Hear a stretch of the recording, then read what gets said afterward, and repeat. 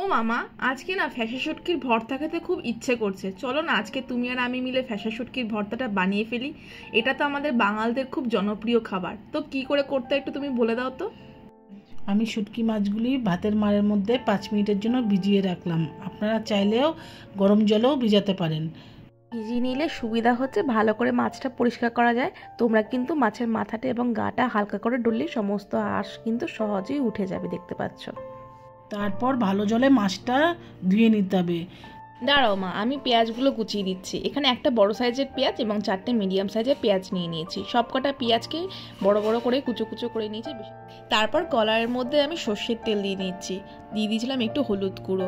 এবার আমি পেঁয়াজগুলোকে ভালো করে একটু ব্রাউন ব্রাউন করে ভেজে নেব। পেঁয়াজটার মধ্যে দিয়ে দিলাম এবার একটুখানি পরিমাণ মতন লবণ, যাতে একটু রোজে যায়। এবার এটাকে নাড়াচাড়া করতে করতে মিডিয়াম ফ্লেমে রেখে দিয়েছি। পাশে আমি শুটকিটাকে এবার একটু পেস্ট করে নেব। অল্প কয়েকটা আদা কুচি আর ঝাল আপনাদের টেস্ট মতন দেবেন। এখানে আমরা শুকনো লঙ্কা ব্যবহার করেছি, ভর্তার ক্ষেত্রে শুকনো লঙ্কাটাই ভালো যায়। এবার দিয়ে দিলাম পরিমাণ মতন জল। এবার এটাকে পেস্ট করে নেব। দেখতে পাচ্ছেন পুরো সুন্দরভাবে পেস্ট হয়ে গিয়েছে। এবার পেঁয়াজটা ব্রাউন ব্রাউন হয়ে ভাজা হয়ে গেছে। এবার এর মধ্যে দিয়ে দেবো শুটকির যে পেস্টটা। এবার একটু ধুয়ে জল দিয়ে দেবো।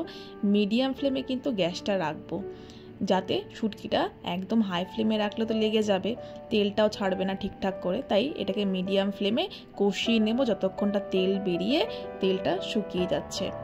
আমার ফ্যাসা মাছের শুটকির ভর্তা রেডি হয়ে গিয়েছে। ভিডিওটি কেমন লাগলো অবশ্যই কিন্তু কমেন্ট করে জানিও। আর ভালো লাগলে লাইক কমেন্ট করতে কিন্তু একদম ভুলো না। এরপরে নতুন কি রেসিপি নিয়ে আসবো অবশ্যই কমেন্ট করে জানিও। আর ততক্ষণ সবাই ভালো থেকো, সুস্থ থেকো, আর চ্যানেলটাকে সাবস্ক্রাইব করে পাশে থেকো। দেখা হচ্ছে নতুন একটা ভিডিওতে। Tata, bye bye.